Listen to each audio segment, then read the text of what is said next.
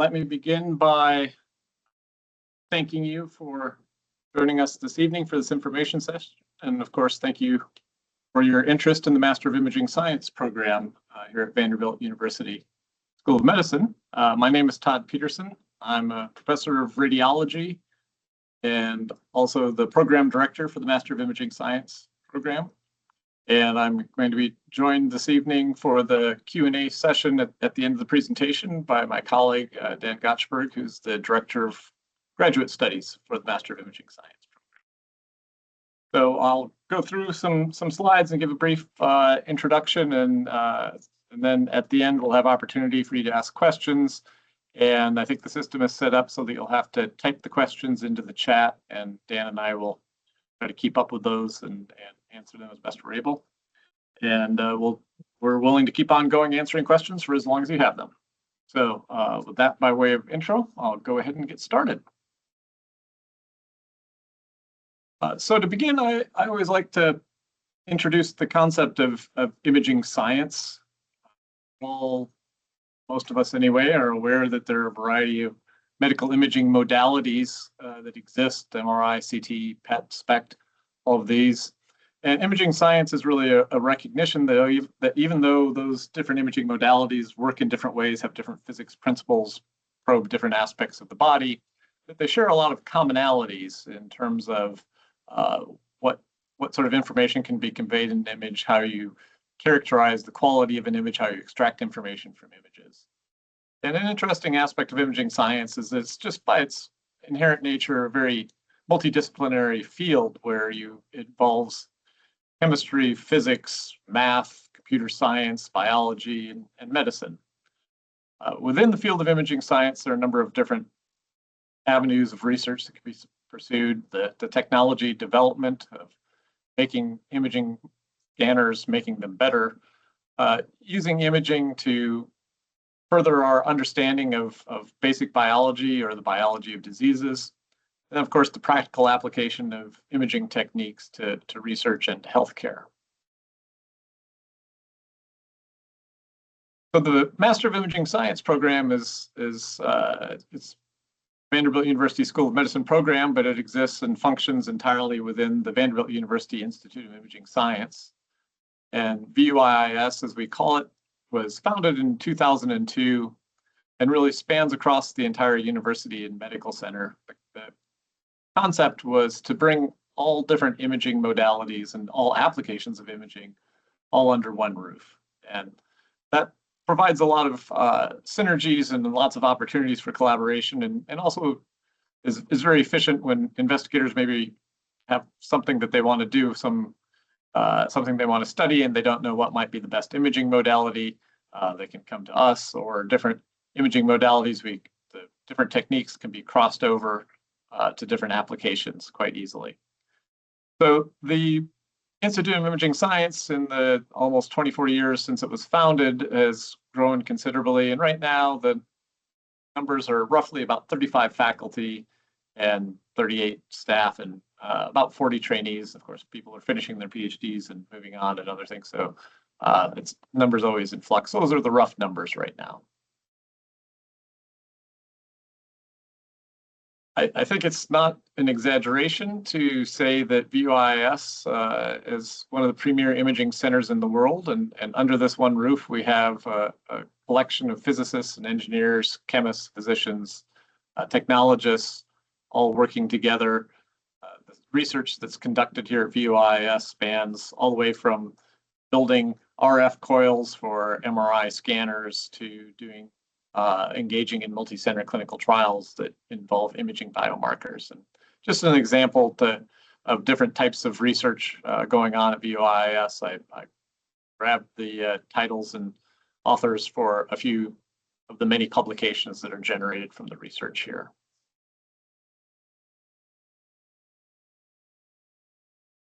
So in our work here at VUIS, we sort of came to identify a possible niche that wasn't being served very well, which is there are many cases, many areas in which having a cohort of people who have some advanced imaging research that's really spans across all imaging would be very beneficial.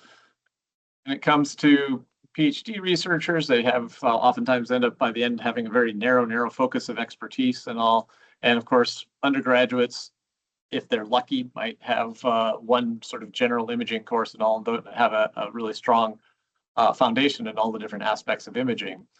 So we felt that a one-year professional master's degree focused entirely on imaging science research could provide an advanced education and training in biomedical imaging that would really equip people to meet some of the needs in industry and in academic research. It's important for me to point out that the way the program is designed is its objective is not to prepare you for any particular board certification like the ARRT or the NMTCB or any certification to be a radiology or nuclear medicine technologist. But it can be excellent preparation for someone who's interested in going on to pursue an MD or a PhD or engaging in research in an academic lab, or also many opportunities in industry and pharma companies and imaging companies and elsewhere. The overarching goals of what we're trying to achieve or what we're hoping the students emerge with after completing this degree really is, has three elements. We hope that they understand all of the fundamentals of imaging across the different imaging modalities, that they have the skills necessary to put these technologies to work in imaging studies, and that they're capable of applying that expertise to use imaging and interpret imaging in either clinical or preclinical research applications. And I just like to point out the image that I have here at the bottom is on the top row are images of a subject who has Parkinson's disease, and the bottom is a healthy control. And there's 5 different imaging techniques. 3 of them are acquired with a PET scanner and 2 of them acquired with MRI, showing that you can have many different imaging techniques that probe different aspects of the exact same bodily system, the brain in this case. And so having a broad knowledge and understanding of many aspects of imaging is very important to take utmost advantage of these capabilities. So digging into some more details about the Master of Imaging Science program, it's involves 30 credit hours. If you pursue it full time, it's a 12-month degree. We do offer a part-time option that can be completed over the course of 24 months. It's a mix of didactic courses, lectures, and whatnot, as well as hands-on labs. And then we have some seminars and clinical rotations, and the program culminates with a final research project that we'll talk a little bit more about in just a moment.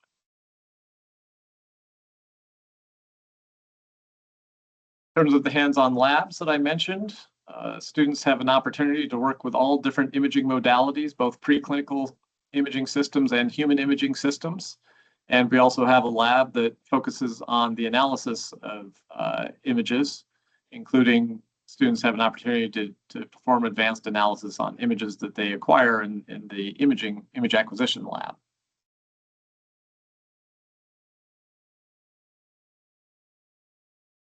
The research project may sound a bit daunting, perhaps, to some at the outset.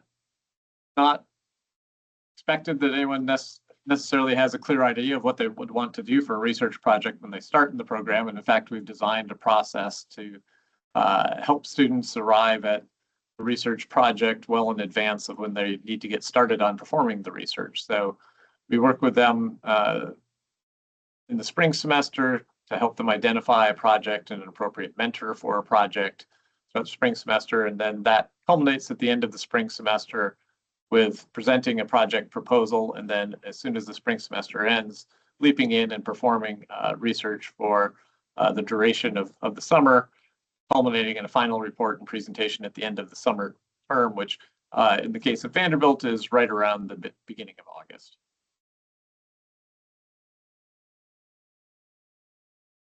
Students in the MIS program have access to our excellent faculty. We have faculty members that really are world experts in all different aspects of image analysis, computational imaging, radiochemistry, MRI methods, nuclear medicine methods. And one of the hallmarks of Vanderbilt as a whole and VUIS in particular is that everyone's very collegial, very collaborative. All of our faculty are very approachable. The students have found it very easy to engage with not only their teaching faculty in their classes, but also outside of the classroom and in the broader context of the Institute. I also mentioned one of the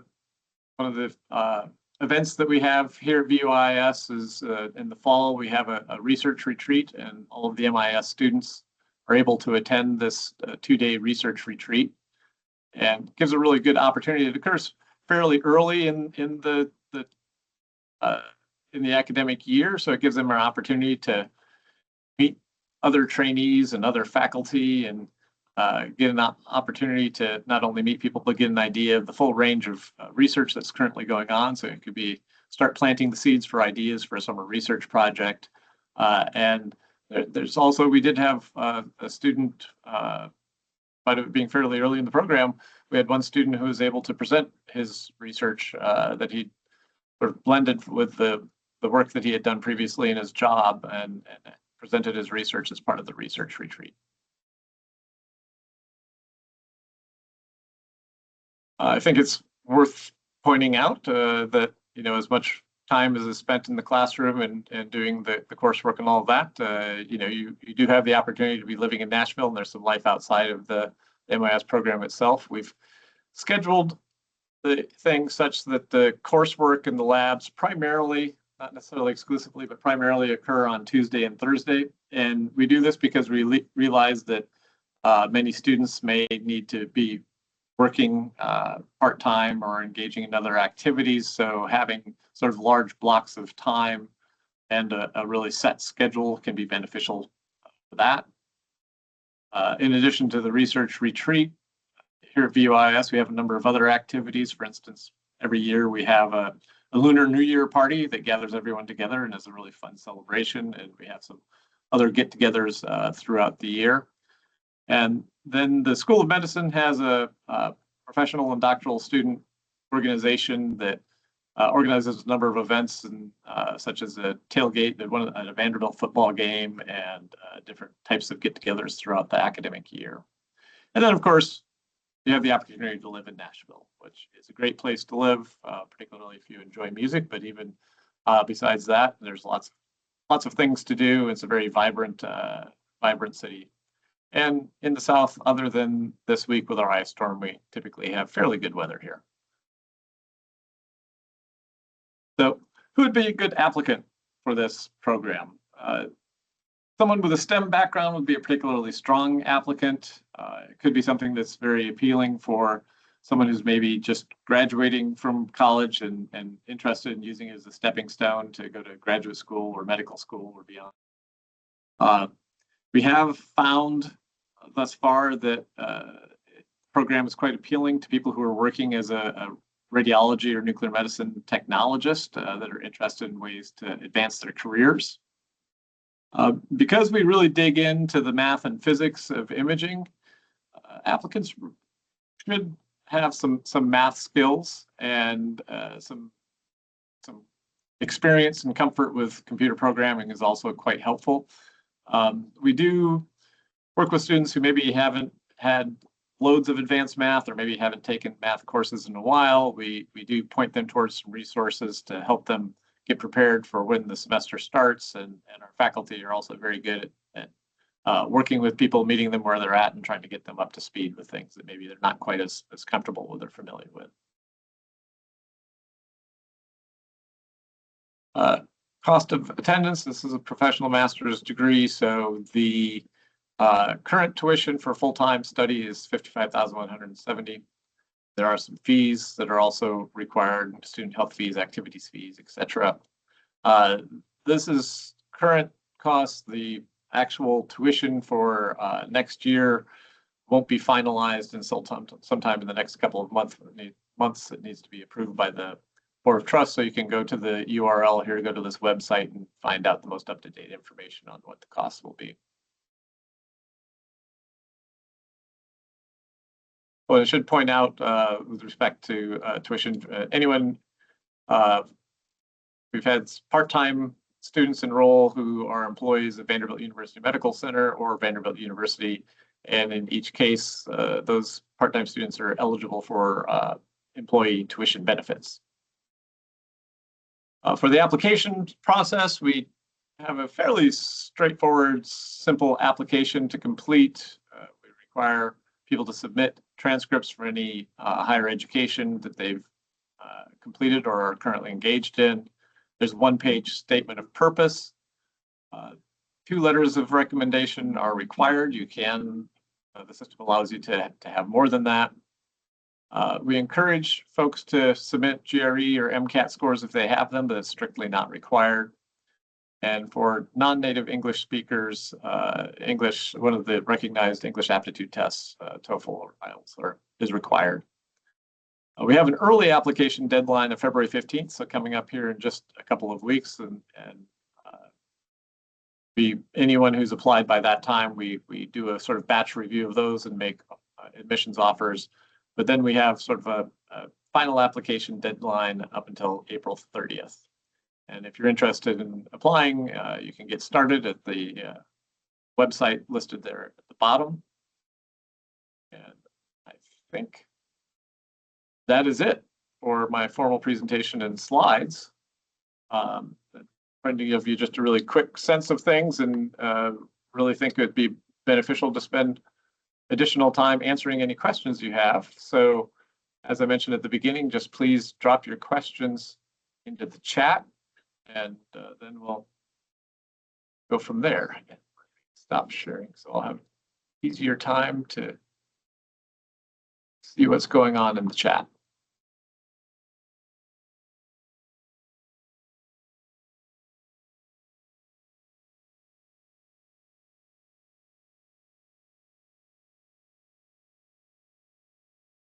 All right, any questions?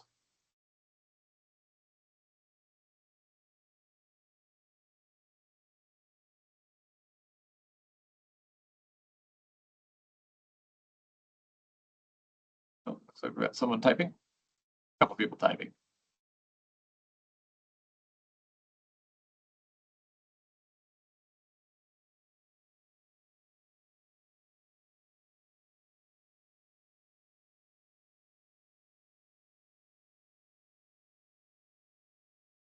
Got some dancing dots, so I think some questions may be coming. Oh, can you explain how the project works for a part-time applicant? Yeah, so we divide up the 30 credit hours such that in the first year, you take sort of half of the curriculum that's focused a bit more on the basics, sort of the physics and math and that sort of bit. And then the second year is kind of more towards the applications, the courses that have more applications or hands-on aspect of things, the labs and the image analysis. And then to get sort of maximal benefit from that for the part-time students, particularly with the anyone who has the tuition support as a Vanderbilt employee, students have normally the summer project is 6 credit hours. Part-time students do a 3 credit hour sort of literature review paper in the first summer, and then engage in the research project itself in the second summer. Let me add something on that. So yeah, please, Dan. We've set up the schedule to try to have everything on 2 days, Tuesday and Thursday. So those are really long days, starting in the morning, going 3 classes, and then your labs and your seminar. So that's a little bit brutal, but we did it to give people flexibility, especially the part-time students, where we group it in year 1, you'd be there for the morning on Tuesdays and Thursdays, and in year 2, you'd be there in the afternoon, trying to give people at least the possibility of managing their other commitments, like if they're working at Vanderbilt and they're a part-time student. So hopefully that helps. And even for the full-time students, it can take your full time, but some people do have some things on the side, and having it down to 2 days seems to help that. We can't guarantee that it will always be on Tuesdays and Thursdays. Sometimes we need access to equipment or bringing it in someone with a particular expertise that isn't available. And so there's some need for flexibility, and we have a seminar series on Fridays, but we try as much as possible to keep things onto those 2 days to facilitate, especially part-timers, but full-timers too.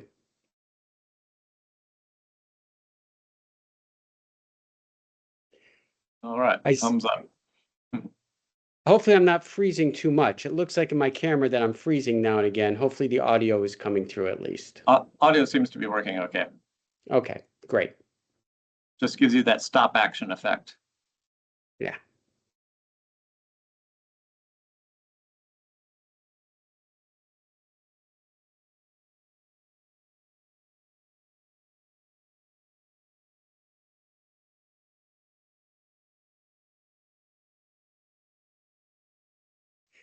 All right, as long as we're waiting for people to ask some questions. Oh, well, one just popped up, and now I've got momentum. So Dr. Peterson mentioned some of the math background. That's important, but don't let that scare you off. If you're worried about your math background, you can reach out to us. You have some time before it starts. We can give you some guidance of what you could cover beforehand so that you come in prepared. We've done that in the past where we let you know about some Khan Academy classes or some intro to programming or something, whatever it takes to get you ready.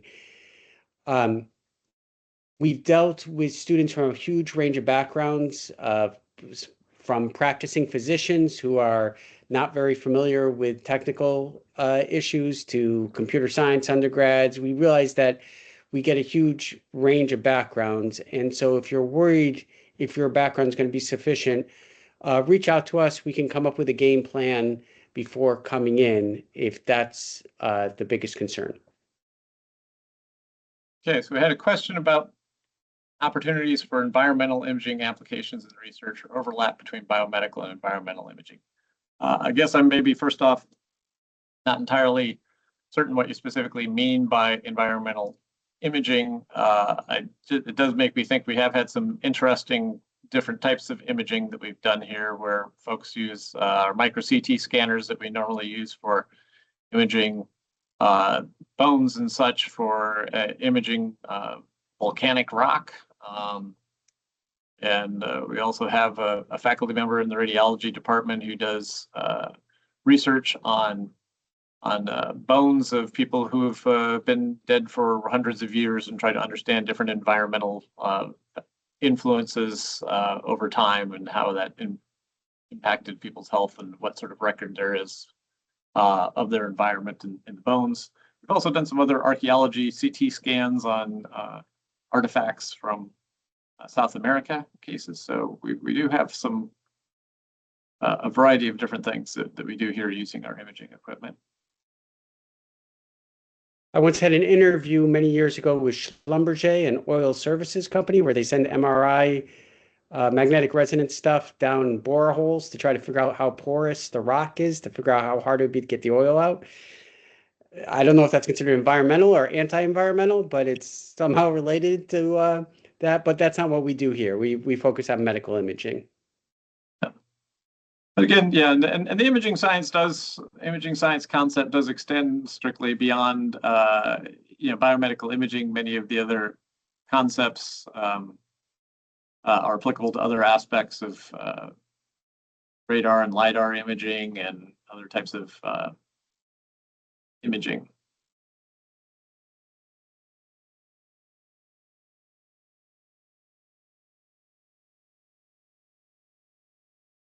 And we'll keep going as long as we see dots dancing there.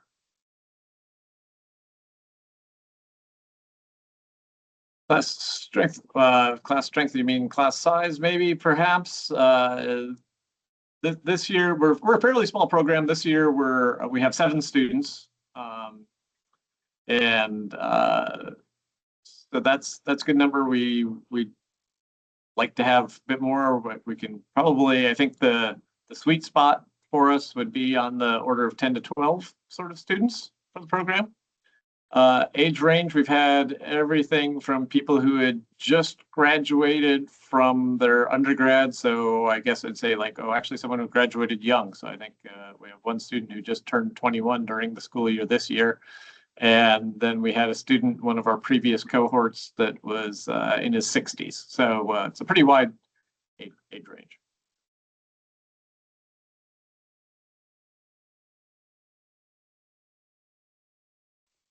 Most of the students are in their first like 10 years after undergrad, but we're flexible. The one who was older was a practicing physician who wanted to go into a new area of medicine involving imaging and also never wanted to retire. He liked to continue to work, and that's great. Yeah, He and knew a lot of biochemistry. right now we do have a couple of part-time students, one who's a little bit older than the other students, but we do find that with a small class size and again, sort of our nice friendly atmosphere and all that, then all of the years, the 3 years, this is our third cohort right now. In all cases, the students form really tight bonds with one another and work really well together and socialize a lot. So yeah, it's worked out well. And then yeah, and I think in all 3 of our cohorts, we've definitely had a range of ages.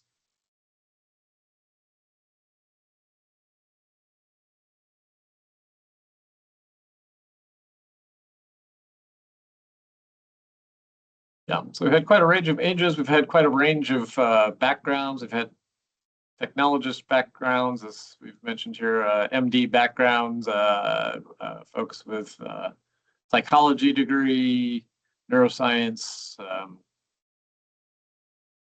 what all am I forgetting? Biomedical engineering.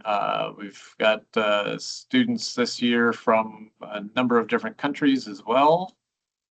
So we have 3 countries represented this year outside of the United States, that is. So.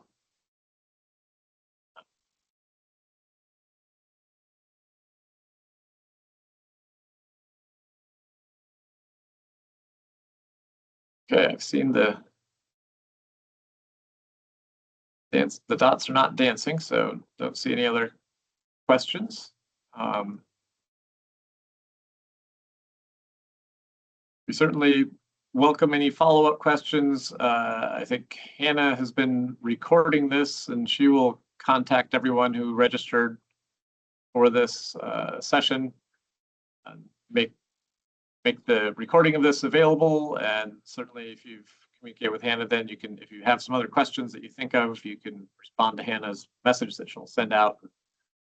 She can direct them, either answer directly or direct you to me or to Dan. And we're also happy to set up one-on-one talks. I've several times had prospective students who want to have a chat. We can arrange to talk on the phone or over Teams, or for people who may be local or have opportunity to visit, we also welcome in-person meetings as well.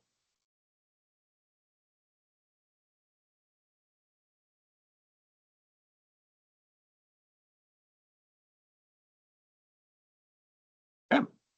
Well, I hope you found this session useful. Hopefully at the end, folks are even more interested than they were at the beginning. But as I just said, please reach out to us and know that while that February 15th application deadline comes up quite quickly, there is all the way until April 30th is available.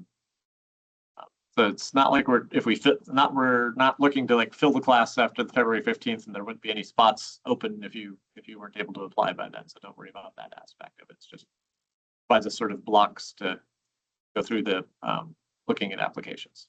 So okay, well, good. Thank you for spending some time with us, and I hope you're all interested in the program, and hopefully you're going to go ahead and follow through and apply. Oh, we've got some typing here. Things off. Okay, well, we do appreciate your interest and hope to see you here soon, ideally. Okay, well, take care and have a good rest of your evening or morning or whatever else. Bye-bye.